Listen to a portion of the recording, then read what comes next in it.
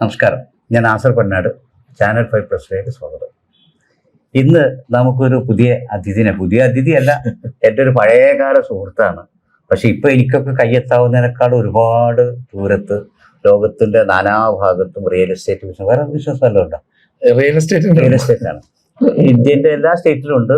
അതുപോലെ തന്നെ ഇന്ത്യയിലും വിദേശത്തൊക്കെ ഉള്ള ഒരുപാട് പ്രമുഖ വ്യക്തികളായിട്ട് ഇപ്പൊ ഞാൻ നല്ല ശോഭ ഡെവലപ്പേഴ്സിന്റെ ദുബായിലൊരു സംഭവം പറഞ്ഞപ്പോൾ എന്നോട് പറഞ്ഞത് സുലൈമാൻ ഖാരാനാണ് അല്ലെ, അവിടുത്തെ വില്ല. അപ്പോൾ കുറെ ആളുകൾക്ക് ഗോൾഡൻ വിസ കിട്ടുകയാണെങ്കിലൊക്കെ നമ്മുടെ തന്നെ അടുത്തുള്ള ഒരുപാട് ആളുകൾക്ക് ചെയ്തു കൊടുത്തു. അപ്പോൾ ഈ വളർച്ചയിൽ നമുക്ക് വളരെ സന്തോഷമുണ്ട്.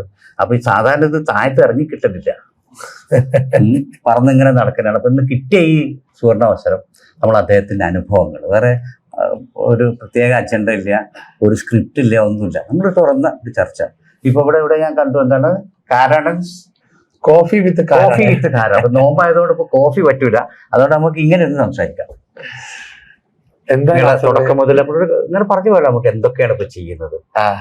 തുടക്കം റിയൽ എസ്റ്റേറ്റ് മാത്രമേ ഉള്ളൂ.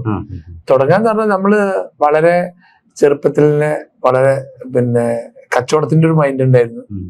ആ മൈൻഡ് പിന്നെ ഡെവലപ്പ് ചെയ്ത് കൊണ്ടുവന്നിട്ടാണ് പിന്നെ ഇവിടെ അങ്ങനെ എത്തുന്നത്. പിന്നെ വഴിയിലൊക്കെ പല സ്ഥലത്തും നമ്മളെ അധ്വാനിക്കുന്ന ആ ഒരു നല്ല സ്പീഡ് പോകുന്ന സമയത്തൊക്കെ നാസർ ഭായിനെ നമ്മൾ എപ്പോഴും കാണലുണ്ടല്ലോ. അതിലൊരു പ്രത്യേകത കൂടി ഉണ്ട്. ഞാൻ ആദ്യമായിട്ട് യുഎഇയിലേക്ക് യാത്ര ചെയ്ത് നമ്മൾ ഒന്നിച്ചാണ് അല്ലെ. ഞാനുണ്ട്, നിങ്ങളുണ്ട്, നമ്മുടെ PV ഹംസ ഉണ്ട്, എനിക്ക് പേര് കിട്ടായിട്ട് മരിച്ചുപോയി. എന്നോട് ബുക്ക് എന്തോ ചെയ്യാൻ പറഞ്ഞ ഒരു ഓർമ്മയൊക്കെ ഉണ്ട്. നല്ല മനുഷ്യനായിരുന്നു. ഞങ്ങളാണ് ആദ്യമായിട്ട്, ഞാൻ UAE കാണുന്നത്, ഞങ്ങൾ എല്ലാം കൂടി ഒന്നിച്ചു പോകുന്നതാണ്. വലിയൊരു അനുഭവമായിരുന്നു ആ യാത്രയൊക്കെ. അപ്പോ ഇപ്പൊ ഇത് കണ്ടു കിട്ടൂല. അതുപോലെ ഒരൊറ്റ വാക്കിലൊരു ഇത് തരികയാണെങ്കിൽ, നമ്മൾ അന്നും അധ്വാനിക്കുകയാണ്, ഇന്നും അധ്വാനിക്കുകയാണ്. അതൊരു പാഷനാണ്. എന്ത് ബാക്കിൽ വന്നു എന്നുള്ളത് തിരിഞ്ഞു നോക്കിയാലേ നമ്മൾ വർക്ക് ചെയ്യില്ല. നമ്മൾ അപ്പോഴും വർക്ക് ചെയ്യുക, അന്നും വർക്ക് ചെയ്യുക, ഇന്നും വർക്ക് ചെയ്യുക. ഇതാണ് ഒരു പോളിസി.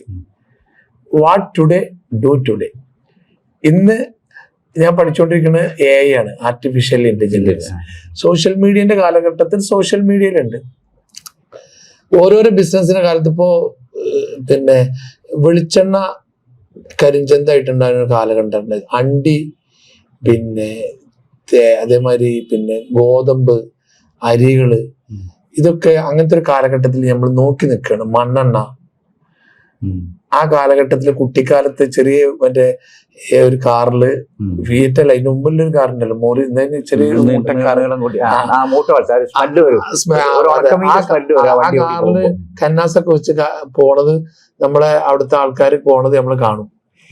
ഗൂഡല്ലൂരിന്ന് ഏലക്ക ഓടുന്നിരുന്ന കാലഘട്ടം ഉണ്ടായിരുന്നു. ആ കാലഘട്ടങ്ങളൊക്കെ കണ്ട് ചൈന മാർക്കറ്റ് കണ്ട് ഇപ്പൊ ഇങ്ങനെ നിൽക്കുന്ന 2025 നിൽക്കുന്ന ലോകം വേറെ ലോകം. ഈ AI കാലഘട്ടത്തിലും ജീവിക്കാൻ ആയസുണ്ടായിരുന്നില്ല, സന്തോഷിക്കുകയാണ് നമ്മള്. കാരണം വെച്ചാല് ആ കാലഘട്ടം മുതൽ കച്ചവടം ഇങ്ങനെ കണ്ട് എന്താണോ അന്ന് അതിലൊന്ന് ഒന്ന് കൂടിക്കൊടുക്കും, നെക്സ്റ്റ് എന്താണോ അതിലൊന്ന് കൂടിക്കൊടുക്കും, അതിന്റെ നെക്സ്റ്റ് എന്താണോ അതിൽ കൂടിക്കൊടുക്കും. അങ്ങനെ പക്ക റിയൽ എസ്റ്റേറ്റ് ആയി. ഒരു കാലത്ത് മരമില്ലുണ്ടായിരുന്നു. ആ മരമില്ല് ഇപ്പോഴും ഉണ്ട്. എന്റെ വീടിന്റെ എടക്കര വീടിന്റെ നേരെ ബാക്കിൽ ഇപ്പൊ ആ മരമില്ല് ഇപ്പോഴും ഉണ്ട്. അത് വിട്ടിട്ടില്ല, അത് നിലനിർത്തിക്കൊണ്ട്. അങ്ങനെയാണ് വലിയ കൊട്ടാരൊക്കെ ഉണ്ടാക്കുമ്പോൾ ആദ്യത്തെ വീട് അങ്ങനെ നിലനിർത്തിക്കൊണ്ട്, അതായത് നമ്മൾ വന്ന വഴികള് മറക്കാൻ പാടില്ല അല്ലെ. കൊട്ടാരം എന്നുള്ളതോ അല്ലെങ്കിൽ ഇതല്ല, നാട്ടിൽ ഇവിടെ നിന്നൊക്കെ ഇതൊക്കെ പാടെ എന്ത് ബിസിനസ്സുകൾക്കൊക്കെ എന്നും എപ്പോഴും സംഭവിക്കാം. നിങ്ങളും ഞാനും വിചാരിച്ചിട്ടില്ലല്ലോ വീട്ടിൽ നിന്ന് പുറത്തിറങ്ങാൻ പറ്റുന്നുള്ളത്, ഇറങ്ങാൻ പറ്റൂല എന്നുള്ളത്. ഇപ്പൊ പുതിയ ജനറേഷനോടൊന്നും പറഞ്ഞാൽ അവർക്ക് മനസ്സിലാവില്ല. കൊറോണ കാലഘട്ടത്തില് വീട്ടിനുള്ളിലേക്ക് ഭക്ഷണം വരുമായിരുന്നു, പുറത്ത് പോലീസ് കാവലിക്കായിരുന്നു, ഒരു വണ്ടി റോഡ്. ഇനിയുള്ളൊരു സമൂഹത്തിനോട് പറഞ്ഞാൽ വിശ്വസിക്കൂല. അപ്പൊ അങ്ങനെ ഒരു കാലഘട്ടത്തിലും കൂടി നമ്മൾ ജീവിച്ചു. ഇനിയും എന്തും സംഭവിക്കാം, ബിസിനസ്സുകൾക്ക് എല്ലാം തകരാം, എല്ലാം സംഭവിക്കാം, ലോകത്തിന് പലതും സംഭവിച്ചുകൊണ്ടിരിക്കാം. അപ്പോഴൊക്കെ എത്തിപ്പെടേണ്ട സ്ഥലം നമ്മുടെ നാടാണ്. ആ നാട്ടില് നമ്മൾ എളിമത്വം പാലിക്കുക, വലിപ്പത്രം ഇല്ലാതിരിക്കുക, അഹങ്കാരം പറയാതിരിക്കുക. ഉള്ളത് എന്താ വെച്ചാൽ അതുകൊണ്ട് ഉള്ളത് കൊണ്ട് എല്ലാരും പാടെ തിന്നുന്നൊരു സ്വഭാവം. ആ ഒരു സംഗതി നമ്മള് അവിടെ കൊണ്ടുനടക്കുന്നുണ്ട്. അതൊരു അല്ല, അവിടെ അഹങ്കരിച്ചിട്ട് ഇവിടുന്ന് പൊട്ടിയിട്ട് അവിടെ പോയി കഴിഞ്ഞാല് ഓൻ പണ്ട് ഇങ്ങനെയായിരുന്നു. അപ്പൊ അവിടെ വടവറം പാലം അപ്പുറം കഴിഞ്ഞാല് കാരാടൻ മുഹമ്മദ് മകനായിട്ട് വളരെ എളിമയോട് കൂടി ജീവിക്കുക. ഇപ്പുറത്തേക്ക് കച്ചവടത്തേക്ക് വേണ്ടി വല്ലതൊക്കെ ഷൈൻ ചെയ്യും ചിലപ്പോ. കച്ചവടത്ത് വേണം. ഇപ്പൊ ഞാനെന്നാള് എന്നോട് വലിയ കാര്യപ്പെട്ടൊരു വ്യക്തി പറഞ്ഞത്, ഒരു ദിവസം തിരുവനന്തപുരത്തെ ഏതാണ് ഹോട്ടലിന്റെ പേര്, ഹയാത്ത് റീജൻസി അല്ല, തിരുവനന്തപുരത്ത് ഹയാത്ത് റീജൻസിയിലെ മുഴുവൻ റൂമും സുലൈമാൻ കാരാടൻ ബുക്ക് ചെയ്തിട്ട് മോഹൻലാൽ അടക്കമുള്ള എല്ലാ പ്രമുഖരും അവിടെ വരികയാണ്. അപ്പോ ബിസിനസിന്റേതായ അത് ചിലപ്പോ നമ്മൾ പോയിരിക്കുമ്പോ ഹയാത്തിലായിരിക്കും, കോവളത്തെ ലീലയിലായിരിക്കും, അത് ബോംബെയില് ഒബ്രോയി ആയിരിക്കും. അതെന്താ വെച്ചാൽ അതിന്റെ വേണ്ടൊരു സാധനമാണ്. അല്ല, ഈ ഉറങ്ങിക്കിടക്കുമ്പോ പറമ്പച്ചോടം ചെയ്ത ആളും പറയാൻ കണ്ടിട്ടില്ല കേട്ടോ. 3 മണിക്കൊക്കെ പോയിട്ട് അഡ്വാൻസ് എടുത്ത് ഇതില് കുറെ രസങ്ങളുണ്ട്, ചിരിക്ക കുറെ. പിന്നെ ഇതിൽ കുറെ അറിയാനും പറയാനൊക്കെ ഇപ്പൊ കാണിച്ച ആൾക്കാരെന്നെ രണ്ടാകുമ്പോ കാണിച്ചു തരും, അവരായിട്ട് കച്ചവടം വരും. ഇതിലൊക്കെ പല സംഗതികൾ. ഇപ്പോൾ അതൊക്കെ നമ്മളൊരു സ്ഥലത്ത് ഇങ്ങനെ എത്തി നിൽക്കുമ്പോ നമ്മൾ ബാക്കിലേക്ക് നോക്കുമ്പോ കുറെ ചിരിക്കാനുണ്ടാവും, അത് വലിയ രസമാണ്. ഇപ്പൊ ഈ കാണിച്ച ഒരാൾ കാണിച്ചത് സാധനം രണ്ടാമതൊരാളൊന്ന് കാണിച്ചു തരും. അപ്പൊ അത് എപ്പോഴെങ്കിലും കച്ചവടമായിട്ടുണ്ടാവും. കച്ചവടമാകുമ്പോൾ ഞാനല്ലേ നിനക്ക് കാണിച്ചെന്ന് പറയും. അങ്ങനെയുള്ള കച്ചവടങ്ങൾ, ഇങ്ങനെ കുറെ പ്രശ്നങ്ങൾ ഇതിൽ നേരിടാനുണ്ടാവും. ഒരു കാലത്ത് അഡ്വാൻസ് കൊടുത്ത് മറിക്കുന്ന പരിപാടിയാണ്. ഇപ്പൊ അതിന് നിന്നാ പൊട്ടിപ്പോവും, മനസ്സിലായേ? അന്ന് ആൾക്കാരന്ന് പൈസ കടം വാങ്ങിയിട്ട് പിന്നെ ഒരു 4 ആളെ 5 ആളെ 10 ആളെ കൂട്ടും, അപ്പുറത്തുനിന്ന് എടുക്കും, അതെടുത്തിട്ട് ഇത് വെക്കും, ഇതെടുത്തിട്ട് ഓൽക്ക് അതിന്റെ ലാഭം കൊടുക്കും. അവർക്കൊന്നും അറിയണ്ട. ചിലപ്പോൾ ചില ആൾക്കാർ അങ്ങനെ ഉണ്ടാവും. നല്ല സൈലന്റ് പാർട്ട്ണർമാർ, നല്ല സൈലന്റ് പാർട്ട്ണർമാരെ നമ്മൾ അപ്രീഷിയേറ്റ് ചെയ്യണം. കാരണം നമ്മളെ കുറെ ആൾക്കാർ അങ്ങനെ ഹെൽപ്പ് ചെയ്തിട്ടുണ്ട്. അത് നമുക്ക് എടുത്ത് പറയാതിരിക്കാം. അല്ല, ഇങ്ങനെ ഹെൽപ്പ് ചെയ്തിട്ട് വലിയ ഒരു ബാധ്യത തലയിൽ കയറിയ ഒരു കഥ ഞാൻ കേട്ടിട്ടുണ്ട്. അത് ഉണ്ട് അല്ലേ? അത് ഇപ്പൊ നമ്മൾ പറയാം. അത് എന്റെ ഒരു വലിയ ബാധ്യത. അത് ഒക്കെ ഓരോന്ന് സംഭവിക്കാം. അപ്പോ ലൈഫിൽ നിങ്ങൾ പറഞ്ഞ മാതിരി പിന്നെ എന്താ പറയാ, ഇതിന്റെ ബാക്കിലെ അനുഭവങ്ങൾ പറയാന്ന് പറഞ്ഞാൽ ഒരു ഭയങ്കര രസകരമായിട്ടുള്ള കാര്യങ്ങളാണ്. ഒരു ചെറിയ തമാശ മാതിരി പറ്റിയ കാര്യം പറയും. ഈ ബ്രോക്കർ എന്ന് പറഞ്ഞാല്, ഇപ്പൊ നാസർ വലിയൊരു തറവാട്ടുകാരനെ വിചാരിച്ചോളി, അല്ലെങ്കിൽ വലിയൊരാളാണ്, സമൂഹത്തിലെ വലിയൊരാളാണ്. നിങ്ങൾ എനിക്കൊരു കച്ചവടം കിടന്നു തന്നു. അപ്പൊ ഇങ്ങനെ സദസ്സില് 36 ലക്ഷം ബ്രോക്കറേജിൽ ഒരു കച്ചവടമാണ്. അപ്പൊ അയാള് കാണിച്ചെന്ന ആളാണല്ലോ, അയാൾക്ക് ബ്രോക്കർ എന്ന് പറയാനൊരു പേടി, ഇത് ഒരു മാനസിക പ്രയാസം. അപ്പൊ അയാള്, ഞാൻ പരസ്യമായിട്ട് ചോദിച്ചു, ഇതിലാരും ഇല്ലല്ലോ എന്ന് ചോദിച്ചു, ഈ ഡീലിൽ ആരും ഇല്ലല്ലോ എന്ന് ചോദിച്ചു. അപ്പോ 5-8 ആൾക്കാർ ഇരിക്കുന്നുണ്ട്. അപ്പൊ അയാൾ അവിടുന്ന് എണീറ്റ് പോയിട്ട് ആ വാതിലിനടെ പോയിട്ട് എന്നോട്, അപ്പൊ ഞാൻ ഇവിടുന്ന് എന്തേന്ന് ചോദിച്ചു. പിന്നെ അയാള് ഒരു 3 വട്ടം ചോദിച്ചപ്പോ ഞാന് പിന്നെ പോയി, ഞാൻ അതിൽ ബ്രോക്കറല്ലേ ചോദിച്ചു. അപ്പൊ അവിടുന്നാണ് പറഞ്ഞോട് ചോദിച്ചു. അതിനിപ്പോ പുതിയൊരു കണ്ടുപിടുത്തം കേട്ടോ. ഞങ്ങള് നീര വന്നപ്പോഴേ ഈ ചെത്ത് തൊഴിലാളികളെ നമ്മള് ചെത്തുകാരെന്ന് പറയാൻ വേണ്ടി നമ്മള് പിന്നെ നീര ടെക്നീഷ്യൻ എന്ന് പേരിട്ടു. ഇപ്പൊ ലാബ് ടെക്നീഷ്യൻ, അവിടെ പരിശോധിക്കുന്ന സാധനമൊക്കെ കണ്ട പേരിടാൻ പറ്റില്ലല്ലോ. അപ്പൊ ഇനി ബ്രോക്കർ എന്ന് പറയേണ്ട ലാൻഡ് അഡ്വൈസർ. അതൊരു അത്യാവശ്യം ഒരു പ്രശ്നമല്ല. അതിന് മാറ്റേണ്ട ഒരു കാര്യം വെറുതെ ആവശ്യമില്ലാതല്ല. കാരണം വെച്ചാൽ എന്താണ് ബ്രോക്കർ എന്ന് പറഞ്ഞാല്, ആദ്യകാലത്ത് മനുഷ്യന്മാരെ തരം താഴ്ത്തുന്ന ഒരു വേർഡ്. പക്ഷെ അന്നും ഈ സ്റ്റോക്ക് എക്സ്ചേഞ്ചിലെ ബ്രോക്കർമാർക്കൊക്കെ ബോംബെയിലൊക്കെ ഭയങ്കര ഹർഷദ് മേത്ത ഒരു ബ്രോക്കറായിരുന്നു. എന്താ ഇത്, ഞാനൊക്കെ എനിക്കുള്ള ഒരു നന്ദി എന്ന് പറഞ്ഞാല്, ഞാനൊക്കെ എന്റെ കുടുംബം പോറ്റിയത് ഈ ബ്രോക്കറേജ് പൈസ കിട്ടിയിട്ട്, കണ്ടമാനം പൈസ കിട്ടിയിട്ട്. നമ്മൾ ദാനധർമ്മം ചെയ്തിട്ടുണ്ടെങ്കിലും അല്ലെങ്കിൽ നമ്മൾ ആർക്കെങ്കിലും എന്തെങ്കിലും സഹായിച്ചിട്ടുണ്ടെങ്കിലും എല്ലാം ബ്രോക്കറേജ് കിട്ടിയിട്ടാണ്. അതിലിപ്പോ നമുക്ക് ഒരു മടിയും പറയാനില്ല. പിന്നെ അതിന് നമ്മൾ വേറൊരു നെക്സ്റ്റ് ലെവലിലേക്ക് മാറ്റി. ഏത് ആ ഒരു രീതിയെ ഏജന്റ് എന്ന് പറഞ്ഞിട്ടോ ഡീലർ എന്ന് പറഞ്ഞിട്ടോ ഒക്കെ. പക്ഷെ എനിക്കിപ്പോഴും അതിലൊന്നും ഒരു കുഴപ്പമില്ല. നമ്മൾ ആ മേഖലയിൽ പ്രവർത്തിക്കുന്നവര് ശരിക്കും പാവങ്ങളെന്ന് പറയാൻ കാരണം പറഞ്ഞുതരാം. നിങ്ങൾ എന്നെയും കണക്ട് ചെയ്യിപ്പിക്കുന്ന ഒരു വിഭാഗം ഉണ്ടെങ്കിൽ അത് ആ ബ്രോക്കേഴ്സാണ്, അത് ആ മീഡിയേറ്റേഴ്സാണ്, അത് ആ റിയൽ എസ്റ്റേറ്റിന്റെ ആൾക്കാരാണ്. അല്ലെങ്കിൽ അതൊരു ഏതൊരു വിവാഹത്തിനായിക്കോട്ടെ, റിയൽ എസ്റ്റേറ്റ് ആയിക്കോട്ടെ, ഒരു റൂം നിങ്ങൾക്ക് വേണം, ഒരു വീട് നിങ്ങൾക്ക് വേണം, എന്താവശ്യത്തിനും ഒരു മീഡിയേറ്റർ വേണം.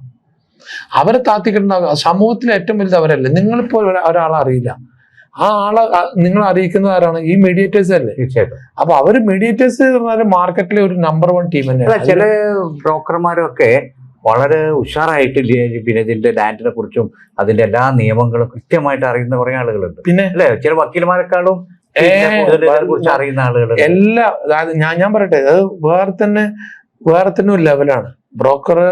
പിന്നെ ഈ ഏത് വലിയ ഒരു ബിൽഡേഴ്സ് ആയിക്കോട്ടെ, അവർക്കൊരു ലാൻഡ് എടുത്തു കൊടുക്കണമെങ്കിൽ അതിൻ്റെ ഒരു മീഡിയേറ്റർ വേണം. ഇപ്പൊ പ്രസ്റ്റീജ് പോലത്തെ അല്ലെങ്കിൽ ഇപ്പൊ ഇന്ത്യയിലെ ഏറ്റവും വലിയ ഗ്രൂപ്പ് ഏതിനാണെങ്കിലും പിന്നെ ഒരു മീഡിയേറ്റർ വേണം. ടാറ്റ ആയിക്കോട്ടെ, ബെർല ആയിക്കോട്ടെ, ആരായിക്കോട്ടെ. അവിടുന്ന് തൊട്ട് താഴെ കടയിൽ ഒരു ചെറിയ വീടുണ്ടാക്കുന്ന ആൾക്കാർക്ക് ഒരു ലാൻഡ് എടുക്കണം. ആ ലാൻഡ് ആരാന്ന് ചോദിക്കണമെങ്കിൽ ലോക്കലായിട്ട് അറിയണമെന്നുണ്ടെങ്കിൽ ലോക്കലായിട്ടുള്ള ആൾക്കാർ വേണം. അത് MBA BBA എടുത്തിട്ട് വന്നിട്ട് പെട്ടെന്ന് ആവാൻ പറ്റില്ല. പിന്നെ എപ്പോഴും ഞാൻ പറയുന്നൊരു സംഭവം നാസർ ഭായി കേട്ടോളി, ശ്രദ്ധിച്ചോളി. ഇന്നിട്ട് വന്നിട്ട് ഇന്ന് റിയൽ എസ്റ്റേറ്റ് ചെയ്യണം, ഇന്ന് അതിൽ പൈസ ഉണ്ടാക്കണം, ഇന്ന് തന്നെ ആവണം എന്ന് പറഞ്ഞാൽ അതൊന്നും നടക്കില്ല.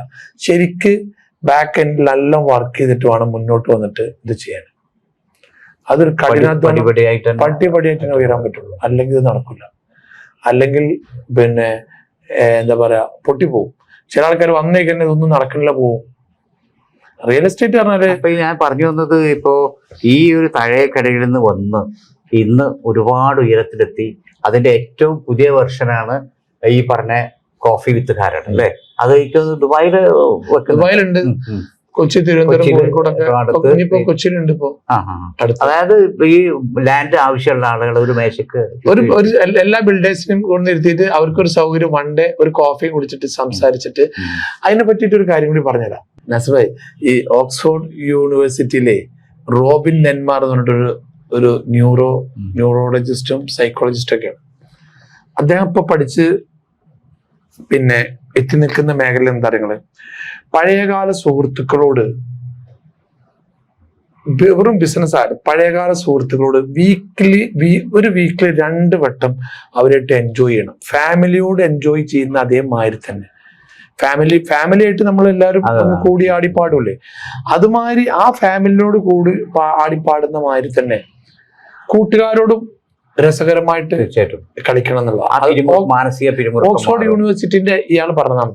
അപ്പോ ഞാൻ ശരിക്കത് ഇപ്പോഴല്ല, അത് ആദ്യം മുതലേ പിന്നെ എനിക്ക് ആ സ്വഭാവമുണ്ട്. എനിക്കറിയാലോ, സ്വന്തം നാട്ടിൽ ഞായറാഴ്ച ചെന്നിട്ട് കൂട്ടുകാരുടെ കൂടെ ഒന്ന് ആടിപ്പാടി കളിച്ച് രസിച്ച് കള്ളിത്തുണി എടുത്ത് തിണ്ടയിലിരുന്ന് ഇരിക്കുന്ന ആ ഒരു അനുഭൂതി, അവര് തമ്മിൽ ആടുമ്പോ അവര് തമ്മിൽ അതിനെന്ത് ചെയ്യണം വെച്ചാല്, ഈ ന്യൂജൻ എന്ത് ചെയ്യണം വെച്ചാല് ഇത് ക്രിയേറ്റ് ചെയ്യണം. ഇത് ഈ സ്കൂൾ ബന്ധങ്ങള്, ആ കൂട്ടുകാർ, അവരെ സഹായിക്കാൻ പോകാല്, ഇത് ഇപ്പോഴത്തെ ജനറേഷൻ ഇല്ല. അത് ക്രിയേറ്റ് ചെയ്താലേ നമുക്ക് മറ്റേ ആയുസ് കൂടും ചെയ്യും. വെറുതെ നമ്മളിങ്ങനെ ആവശ്യമില്ലാതെ ടെൻഷൻ. അപ്പൊ ബിസിനസിന്റെ കൂട്ടത്തില് വെറും ഒരു ബിസിനസ് ആവാതെ പറയുന്നത് വളരെ ശ്രദ്ധിച്ചോളി. ബിസിനസിന്റെ കൂട്ടത്തില് കൂട്ടുകാര്, വീട്ടുകാര്, നാട്ടില് പ്രയാസപ്പെടുന്ന ആൾക്കാര്, സംഘടനകൾ ഓരോന്ന് ചെയ്യുന്ന നല്ല നല്ല സംഘടനാ പ്രവർത്തനങ്ങൾ, ഇതിൽ ഒരു മനുഷ്യൻ കൂടി അറ്റാച്ച്മെന്റ് കൊടുക്കുമ്പോഴേ അല്ലെങ്കിൽ വലുതും കൊടുക്കുമ്പോഴേ ഈ ബിസിനസിന്റെ ഭാഗത്തൊരു വളർച്ച വേറെ ഉണ്ടാവുള്ളൂ. ഇത് സെൽഫായിട്ട് ഇത് എൻ്റെത്, ഞാനങ്ങനെ പോകില്ല, ഞാൻ ഹോസ്പിറ്റലിൽ പോകില്ല, ഞാൻ ആളെ പോയി കാണാൻ പോകില്ല, എന്തിനാണ് ടൈം ചെലവാക്കുന്നത് എന്നൊക്കെ പറഞ്ഞിട്ട് പുതിയ ജനറേഷൻ ഉണ്ട്. ഒരിക്കലും പാടില്ല. ആ ഒരു ജനറേഷനോട് എനിക്ക് പറയാനുള്ളത്, സുഖമില്ലാത്ത ആൾക്കാരെ പോയി കാണുക, ഉമ്മാരെ, വീട്ടുകാരെ, പെങ്ങന്മാരെ, അങ്ങനെയല്ല അവരെ നോക്കുക. ഇപ്പൊ എന്തെങ്കിലും കിട്ടിയാൽ അടുത്തുള്ള ഡയാലിസുകൾ, മറ്റേ ഈ ഓട്ടിസം ബാധിച്ച കുട്ടികൾക്കൊക്കെ അങ്ങനത്തെ കുറെ സംഘടനകൾ, അവരൊക്കെ വരുമ്പോൾ ഒന്ന് ബഹുമാനിക്കുക, റെസ്പെക്ട് ചെയ്യുക. അവർക്ക് അവർ സ്വന്തം കാര്യത്തിനല്ലല്ലോ വരുന്നത്, ഒരു പ്രസ്ഥാനം നടത്താൻ വേണ്ടിയിട്ടല്ലേ വരുന്നത്. അപ്പൊ അവർക്ക് വേണ്ട സാധനങ്ങളൊക്കെ ഒന്ന് കൊടുക്കുക. അതിലും കൂടി ഒരു പങ്കാളിയാവുമ്പോഴേ ഒരു വളർച്ച ഉണ്ടാവുള്ളൂ. മനസ്സിലായി? അപ്പൊ അത് നിങ്ങൾ വലുതായ MA യൂസഫ് അലി തൊട്ടിട്ടുള്ള എല്ലാവരും നോക്കി നിങ്ങൾ അവരോട് വലിയൊരു പങ്ക് ഇങ്ങനത്തെ ഒരു അത് തന്നെയാണ് അവരുടെ ഒക്കെ ബിസിനസിന്റെ ഒക്കെ വളർച്ച, അതിന്റെ ഒക്കെ വിജയത്തിന്റെ രഹസ്യം അത് തന്നെയാണ്. അപ്പൊ നമ്മളിപ്പോ ഇങ്ങനെ പറഞ്ഞു വന്നപ്പോ സുലൈമാൻ കാരാടൻ എന്ന് പറയുന്ന റിയൽ എസ്റ്റേറ്റ് കിങ്ങിന്റെ ഈ റിയൽ എസ്റ്റേറ്റിൽ നിന്ന് മാറിയിട്ട് ഇപ്പൊ നമ്മൾ കുറെ ഉപദേശവും കുടുംബകഥകളൊക്കെ ആയിട്ട് മാറി ഇന്ന് എവിടെ എത്തി നിൽക്കുന്നു? അതൊക്കെയാണ് സംരംഭങ്ങൾ. അല്ല, ഈ റിയൽ എസ്റ്റേറ്റ് മേഖലയില് നമ്മള് ഇപ്പൊ എല്ലായിടത്തും ഒരു മേഖല വിട്ട് കളിച്ചാൽ, നമ്മളുടെ മേഖല മാറിക്കളിച്ചാൽ ശരിക്കും അത് നമുക്ക് വലിയ അപകടം ചെയ്യും. അപ്പോൾ ഒരു ബിസിനസ് 16 കച്ചവടം ഉണ്ടായിരുന്നു, ആ 16 എണ്ണത്തിലും നഷ്ടം എന്താ വെച്ചാല് ഈ റിയൽ എസ്റ്റേറ്റിൽ നിന്ന് മാറി വേറെ എന്തെങ്കിലും ചെയ്യുമ്പോൾ ഇവിടെ വീക്ക് വരും. അപ്പൊ അതൊരു കൊറോണന്റെ ശേഷം എടുത്ത തീരുമാനം വെച്ചാല് വേറെ ഒരു ബിസിനസ്സിലേക്ക് പോകണ്ട, എന്താണോ ചെയ്യുന്നത് ആ ബിസിനസ്സിലേക്ക് മാത്രം പോവുക എന്നുള്ളതാണ്. ഓയിലൊക്കെ ഉണ്ടായിരുന്നു, ഗൾഫ് ഓയിൽ അതൊക്കെ നിർത്തി. ശരി, ആ ഒരു സംഗതി ഉണ്ട്, മനസ്സിലായില്ലേ? അപ്പൊ അത് നമ്മളെപ്പോഴും ഒരു പിന്നെ വളരെ ശ്രദ്ധിക്കേണ്ട ഒരു വിഷയമാണ്. നിങ്ങളിപ്പോ ഒരു ബിസിനസ് ചെയ്യാണ്, ഒരു 10 എണ്ണത്തിൽ ഒരേ സമയത്ത് ഇട്ട് കഴിഞ്ഞാൽ പൊട്ടിപ്പോകില്ലേ? അത് പുതിയ ജനറേഷൻ ഒന്നും ചെയ്യുന്നില്ല എന്ന് തോന്നുന്നു. ഒന്ന് വിജയിച്ചിട്ടേ ഒന്ന് ചെയ്യുന്നുള്ളൂ. പഴയ കാലത്ത് എല്ലാവരും പലതിലും ഇടപെടും. ആ ഇടപെടുമ്പോൾ അത് പൊട്ടിപ്പോവും. പിന്നെ ഇപ്പൊ നിങ്ങൾ പറഞ്ഞ ചോദ്യത്തിന്, ചില സ്ഥലത്ത് ക്ലാസ് എടുക്കാൻ പോവുക, ചില സ്ഥലത്ത് എന്തെങ്കിലും പറയാൻ പോവുക എന്നൊക്കെ പറഞ്ഞ നാസർ ഭായി, ചില ആൾക്കാരുടെ BBA MBA പഠിച്ചിട്ട് നിങ്ങൾ ചെയർമാന്റെ ചെയറിൽ ഇരുത്തി കഴിഞ്ഞാല് നടക്കൂല മോനെ, കാര്യം നടക്കൂല. ആദ്യം അവനെ കൊണ്ടുപോയിട്ട് BBA പഠിച്ചിന്റെ മകൻ ഇറങ്ങിയാൽ ഞാൻ അവരെ വാച്ച്മാനാക്കി നിർത്തും. എന്നിട്ട് ഞാൻ റിസപ്ഷനിൽ ഇരുത്തും. എന്നിട്ട് അക്കൗണ്ട്സിൽ ഇരുത്തും. അക്കൗണ്ട്സ് ഒന്ന് സെയിൽസ് കൊണ്ടുവരും. സെയിൽസിന്ന് പിന്നെ ഓപ്പറേഷൻ മാനേജർ ആക്കുള്ളൂ. ഓപ്പറേഷൻ മാനേജർ ആക്കിയിട്ട് OM ആക്കിയതിന് ശേഷം പിന്നെ GM-ന് അങ്ങനത്തെ എന്തെങ്കിലും പോസ്റ്റ് കൊടുത്ത് ലാസ്റ്റ് അനുഭവിച്ച് പഠിച്ചിട്ട് ഈ ചെയർമാന്റെ സീറ്റിൽ ഇരുത്താൻ പാടുള്ളൂ. അല്ലെങ്കിൽ ഡയറക്റ്റ് കൊണ്ട് ഇരുത്തിയാലേ നമ്മളൊക്കെ തീയിൽ വളർന്ന സൈസസ് ആണ്, അറിയാലോ. ഒന്നും കണ്ടാൽ പെട്ടെന്ന് പേടിക്കൂല. അസൂയക്കാർ വരും, പേടിക്കൂല. നമ്മളെ പറ്റി കുറ്റം പറയുന്ന കുറെ ആൾക്കാരുണ്ട്. നമ്മളെ മൈൻഡ് തന്നെയല്ല. നമ്മൾ ചെയ്യുന്നത് ശരിയാണോ എന്ന് നമ്മൾ നോക്കിയാൽ മതി. പിന്നെ അപ്പുറത്തും ഇപ്പുറത്തും നിൽക്കുന്ന ആൾക്കാർ എന്തെങ്കിലും പറഞ്ഞിട്ട് നമ്മൾ ടെൻഷൻ ആണ്ട ഒരു കാര്യമല്ല. കാരണം നമ്മൾക്കൊരു മനസാക്ഷി ഉണ്ട്. അല്ല, നമ്മളെ ടെൻഷൻ അടിപ്പിക്കുക എന്നുള്ളത് അതാണ്. അതായത് അത് വേറൊന്നുമില്ല. അതിനെ ആരും കുറ്റം പറയില്ല. നമ്മുടെ ജന്മം ഉണ്ടല്ലോ. ഇപ്പൊ കേരളം, ഞാൻ എപ്പോഴും പറയുന്നതാണ്, ഈ പരശുരാമൻ എന്തൊക്കെ സാധനം ഉണ്ടായിരുന്നു അറിയാൻ. ആ കോടാലി എടുത്ത് എറിഞ്ഞുകൊണ്ട് ആ കോടാലി സ്വഭാവം നമ്മളെ എല്ലായിടത്തും കാണിക്കും. മലയാളികൾ അത്ര ആ കോടാലി സ്വഭാവമുള്ള ആളുകൾ പറയാറില്ല. എന്തൊരാൾ വളരുന്നത് നമ്മൾ സമ്മതിക്കൂല, ഒരാൾ നന്നായത് അവർ സമ്മതിക്കൂല. അപ്പൊ അത് സത്യമാണ്. അപ്പൊ അതൊക്കെ അത് അതിജീവിച്ചുകൊണ്ട് ഇന്ന് റിയൽ എസ്റ്റേറ്റ് രംഗത്ത് എനിക്ക് തോന്നുന്നത് ഗൾഫിലും സംവിധാനങ്ങൾ, ദുബായിലുണ്ട്, എന്തൊക്കെ ചെയ്യുന്നത്. ദുബായിൽ ഒക്കെ റിയൽ എസ്റ്റേറ്റ് ഫ്ലാറ്റുകൾ കൊടുക്കുന്നുണ്ട്, ലാൻഡുകൾ കൊടുക്കുന്നുണ്ട്. ഇപ്പൊ സൗദിയിൽ ഇപ്പോ അടുത്ത ഏപ്രിൽ ലാസ്റ്റില് ഓഫീസ് ഇടുന്നുണ്ട്, ഓസ്ട്രേലിയയിൽ വരുന്നുണ്ട്. പിന്നെ അങ്ങനെ ഡെവലപ്പ് ചെയ്ത് വരുന്നുണ്ട്. വലിയ സാധ്യതയാണ് കേട്ടോ. UAE ഭയങ്കര സാധ്യതയാണ്. സാധ്യത എന്ന് പറഞ്ഞാൽ ലോകത്തിലുള്ള മുഴുവൻ രാജ്യങ്ങളും ചെയ്യുന്ന ബിസിനസ് റിയൽ എസ്റ്റേറ്റാ. ചൈന, ഹോങ്കോങ്, ഹോങ്കോങ്, പിന്നെ ദുബായ്, പിന്നെ സൗദി അറേബ്യ ഒക്കെ അടക്കം ചെയ്യുന്നത് ഒരു റിയൽ എസ്റ്റേറ്റ് തന്നെയാണ്. റിയൽ എസ്റ്റേറ്റ് ആണ് മെയിൻ ഒരു സംഭവം. Okay, anyway thank you very much. അപ്പോ ഇത് അവസാനിക്കുന്നില്ല, 2-3 ചോദ്യങ്ങൾ കൂടി ഉണ്ട്. ഒന്ന്, എന്നോട് ആരോ പറഞ്ഞു, ഇങ്ങനെ നമ്മുടെ ഇന്ത്യൻ റുപ്പി എന്ന് പറഞ്ഞ സിനിമ ഉണ്ടല്ലോ, അതിന്റെ ഒരു കഥാപാത്രം സുലൈമാൻ ഖാനാണെന്നാണ് ചോദിച്ചു. അങ്ങനെ ഒരു സാധ്യത ഏത് കഥാപാത്രമാണ്? എനിക്കറിയാം, ഒരാളെ എനിക്കറിയാം. അതിന്റെ സ്റ്റോറി പിന്നെ രഞ്ജിത്ത് ഇങ്ങനെ പറഞ്ഞപ്പോ ഒരു സ്റ്റോറി, ഒരു വലിയൊരു സാധനത്തിന് ഒരു 1 ലക്ഷം റുപ്യ അഡ്വാൻസ് കൊടുത്തൊരു സംഭവമാണ് അത്. അതിനെ ഡെവലപ്പ് ചെയ്തിട്ട് പിന്നെ ഉണ്ടാക്കിയ ഒരു കഥയാണ്. പിന്നെ അതിലൊക്കെ പാടെ കൂട്ടി മാമുക്കോയും പിന്നെ പൃഥ്വിരാജും ഒക്കെ പാടെ കൂടിയിട്ടുള്ള ഒരു സംഗതി, ഒരു കഥയാണത്. അത് നമ്മുടെ ഒരു മാവൂർ റോട്ടിൽ നടന്നൊരു കച്ചവടത്തിന്റെ ഒരു സ്റ്റോറിയാണത്. സാധാരണ നമ്മൾ ഈ ബിസിനസ്സുകാരോടും രാഷ്ട്രീയക്കാരോടൊക്കെ ചോദിക്കുക, എത്ര കുട്ടികളുണ്ട്, കുട്ടികളൊക്കെ എന്തൊക്കെ ചെയ്യുന്നു എന്നൊക്കെ ചോദിക്കും. അത് കുട്ടികൾ എത്ര ഉണ്ടെന്നൊന്നുമില്ല. ഇപ്പൊ ഞാൻ അനുഭവത്തിൽ എനിക്ക് തോന്നുന്ന രാഷ്ട്രീയക്കാരോടും നിങ്ങളെ പോലത്തെ വലിയ ബിസിനസ്സാണ് ചോദിക്കണം, ആദ്യം എത്ര ഭാര്യമാരുണ്ടെന്ന്, എന്നിട്ട് കുട്ടികൾ എത്ര ഉണ്ടെന്ന് പറഞ്ഞാൽ. നമുക്ക് പിന്നെ എനിക്ക് ഒരു ഭാര്യ, 4 കുട്ടികള്, 4 കുട്ടികളെ, ഒരാണും 3 പെണ്ണും, എല്ലാരും കല്യാണം കഴിഞ്ഞു. ആ കുട്ടികളെ കൂടെ റിയൽ എസ്റ്റേറ്റ് ദുബായിലെ മുഹമ്മദ് സഫ്രാൻ അതവിടെ ഉണ്ട്. പിന്നെ ഹാപ്പിയാണ്. പിന്നെ കുറെ കാലങ്ങളില് ഈ മരണോട്ടം ഓടുന്ന സമയത്ത് കുറച്ച് ഫാമിലിക്ക് ടൈം കൊടുക്കാൻ കഴിഞ്ഞിട്ടില്ലെങ്കിൽ അതിപ്പോ നികത്തിക്കൊണ്ട് വരുന്നുണ്ട്. ഇപ്പൊ താമസം ഇവിടെ തന്നെയാണ്, സ്ക്വയർ ഇതിലാണ് താമസം, മേലെ താമസം.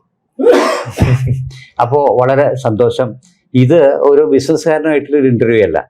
നമുക്ക് പുതിയ വരുന്ന തലമുറക്ക് ഒരുപാട് ഉപദേശങ്ങൾ കണ്ടുപഠിക്കാൻ, അനുഭവത്തിലൂടെ മനസ്സിലാക്കാനുള്ള ഒരു തമാശയായിട്ട് കണ്ടാൽ മതി, അല്ലേ? അപ്പോൾ നമ്മൾ ഈ ഇന്റർവ്യൂ ഒരു പിന്നെന്താ പറയുക, ഒരു ബിസിനസ്സുകാരന് ഇങ്ങനെ സൂചിപ്പിച്ചു കൊണ്ടുപോകുന്ന ഇന്റർവ്യൂ അല്ല.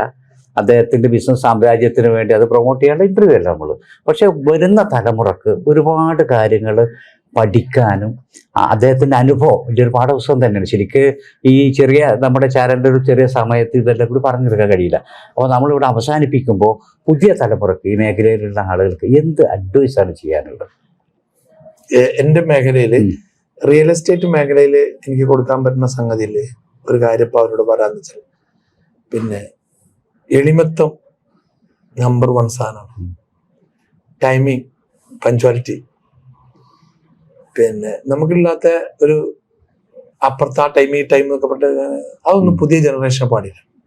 ഒരു ടൈമിന് ഒരു മീറ്റിംഗ് വെച്ചാൽ ആ ടൈമിന് അവിടെ പോവുക എന്നുള്ളത് വലിയൊരു തീർച്ചയായിട്ടും. പിന്നെ അതുപോലെ തന്നെ പിന്നെ എല്ലാ കാര്യത്തിലും ഒരു പഞ്ച്വാലിറ്റി പാലിക്കുക. ഈ വിഡ്ഢിത്തരവും പറഞ്ഞു വരുന്ന കുറെ ആൾക്കാരെ നിങ്ങൾ ശ്രദ്ധിക്കണം. എന്താ കാരണം എന്ന് വിചാരിച്ചാല് കുറെ ലാഭം പറഞ്ഞു വരുന്ന നമ്മൾ കാണാത്ത, ഇപ്പൊ എന്തടിച്ചു നോക്കിയാലും ഗൂഗിൾ ചെയ്താല് അല്ലെങ്കിൽ ഇപ്പൊ തന്നെ പാതി വിലയുടെ ഒരു വിഷയം നടന്നുകൊണ്ട് പാതി വില മാത്രമല്ല, അങ്ങനത്തെ എത്രയോ ഫ്രോഡ് പരിപാടി ഇപ്പൊ നടന്നു. ഈ 1000 ആൾക്കാർ 2000 ആൾക്കാർ കുടുങ്ങി എന്ന് പറയണം കേട്ടോ. നിങ്ങൾ എന്താ ഇതിന്റെ ബാക്ക് ഹിസ്റ്ററി നോക്കി ആലോചിക്കാത്ത പിന്നെ ചെയ്യാത്തത്?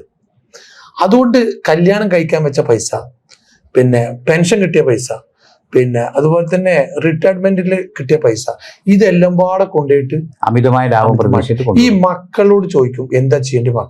മക്കളും അതേമാതിരി അമ്മ അവിടെ ഇട്ടളി, അച്ഛ അവിടെ ഇട്ടളി എന്ന് പറയും. ഇത് ചെയ്യുമ്പോൾ ഒരു കാലഘട്ടം മുഴുവൻ അധ്വാനിച്ച പണവും അല്ലെങ്കിൽ ഒരു സ്ഥലം വിറ്റ് കിട്ടിയ പൈസ അല്ലെങ്കിൽ ആരെങ്കിലും ഹെൽപ്പ് ചെയ്ത പൈസ അത് കൊണ്ടേ ഒരു ഇൻവെസ്റ്റ്മെന്റിന് കൊടുക്കുമ്പോൾ വളരെയധികം ആലോചിക്കണം. തിരിച്ചു മറിച്ചു അറിയും. ഇപ്പോഴത്തെ കാലത്ത് നമ്മൾ ഓഫറുകൾ കൂടുതലാണ്. ഇന്നലെ തന്നെ ഒരു വലിയ അനുഭവം, ഒരു പിന്നെ എതിരെ 50 കോടിക്ക് എടുത്തിട്ട് 500 കോടിക്ക് വിറ്റു എന്നൊക്കെ പറഞ്ഞിട്ടൊരു സംഭവം. ഇങ്ങനെ പല തരത്തിലുള്ള ഓഫറുകൾ മാർക്കറ്റിൽ വരും. പെടാതിരിക്കുക. അതാ ചില സിനിമ പറയുന്നുണ്ടല്ലോ, അഥവാ ബിരിയാണി ഇട്ട കൊടുത്താലോ എന്ന് വെച്ചിട്ട്. അതെ അല്ലെ അവസാനേ അത് ഈ പറഞ്ഞ ഇത് സുലൈമാൻജി പറയുമ്പോൾ ഇത് ഏറ്റവും കൂടുതൽ സംഭവിക്കുന്നത് മലയാളികൾക്കാണ് അല്ലെ. അത് ഏറ്റവും കൂടുതൽ മലബാറുകാരാണെന്നാണ് എനിക്ക് തോന്നുന്നത്. വീട്ടുകാര് ഇപ്പോ ഉമ്മമാര് അച്ഛനമ്മമാര് വളരെ ശ്രദ്ധിക്കേണ്ടത്, മക്കൾ എന്തെങ്കിലും വന്ന് പറഞ്ഞിട്ട് അതിനപ്പടി അങ്ങോട്ട് ആന്ന് പറയാതെ ഒന്ന് ആലോചിച്ചിട്ട് ഇൻവെസ്റ്റ് ചെയ്യുക. ഒന്ന് റിയൽ എസ്റ്റേറ്റിൽ ഇറങ്ങുമ്പോൾ തന്നെ, ഒരു ലാൻഡ് എടുക്കുമ്പോൾ തന്നെ കുറെ ആലോചിക്കേണ്ടത്. റിയൽ എസ്റ്റേറ്റ് എന്ന് പറഞ്ഞാൽ വാങ്ങി വിൽക്കുന്ന ഒരു പരിപാടിക്കാണ് റിയൽ എസ്റ്റേറ്റ്. അത് വെറും വാങ്ങി, അത് ലാൻഡ് വാങ്ങി നമ്മള് പിന്നെ ഒരു ഇൻവെസ്റ്റ്മെന്റ് എന്നുള്ളതാണ്, അതിനതാണ് പേര്. അപ്പോ അതിലും വളരെയധികം സൂക്ഷ്മതയോടുകൂടി നോക്കേണ്ടതുണ്ട്. പിന്നെ ഇപ്പോഴത്തെ ഗവൺമെന്റ് കുറെ നോംസ് ഉണ്ട്, അതൊക്കെ ഒരു വക്കീലോട് പോയിട്ട് എന്താണ് അതിന് വാങ്ങാനും അങ്ങനത്തെ കാര്യങ്ങളൊക്കെ ചോദിക്കുക. ചിലപ്പോൾ അത് വിൽക്കാൻ പറ്റാത്ത, ചിലപ്പോൾ അറ്റാച്ച്മെന്റ് ഉണ്ടാവും, പല സംഭവങ്ങളുണ്ട്, ലോൺ ഉണ്ടാവും, മൈനർ പ്രോപ്പർട്ടി ഉണ്ടാവും, അങ്ങനെ പല രീതികളിലുള്ള ബുദ്ധിമുട്ടുണ്ടാവും. അത് നിങ്ങൾ പിന്നെ ഈ പുതിയ യങ്സ്റ്റേഴ്സ് ഒന്ന് ശ്രദ്ധിക്കുക എന്ന് മാത്രമാണ് എനിക്ക് അവർക്ക് കൊടുക്കാറ്. ആവേശം വേണ്ട. പിന്നെ സ്വന്തം നാട്ടിൽ കിടന്നിട്ട് ഒരു ആളാവുന്ന വിലസുന്ന പരിപാടി ഉണ്ടല്ലോ, അതൊക്കെ ഒന്ന് കുറക്കുക. ബിസിനസ്സിന് വേണ്ടിയിട്ട് നിങ്ങൾ എന്തും ചെയ്തോളി. ഒരു നല്ല ഡ്രസ്സ്, നല്ല കാറ്, നല്ല വീട്, നല്ല ഹോട്ടൽ തിരഞ്ഞെടുക്കുക, അതൊക്കെ ആവശ്യമാണ്. അതൊക്കെ ഇരുന്ന് സംസാരിക്കുമ്പോൾ ആ എനർജിയൊക്കെ നമുക്ക് കിട്ടും. പക്ഷെ ആവശ്യമില്ലാത്തടത്ത് പോയിട്ട് ഷൈൻ ചെയ്താൽ അത് പണി കിട്ടും. അത് നോക്കിയാൽ മതി. Okay, thank you very much. വളരെ സന്തോഷം. എല്ലാവർക്കും നന്ദി.